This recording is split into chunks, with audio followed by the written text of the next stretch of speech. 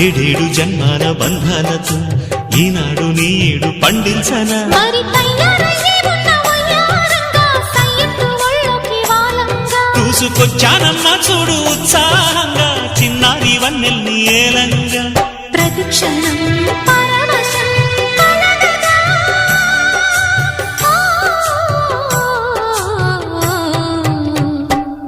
మనసా పలకవే మధుమాసపు కోయిలవై చెలిమే తెలుపవే చిగురాశల గీతికవై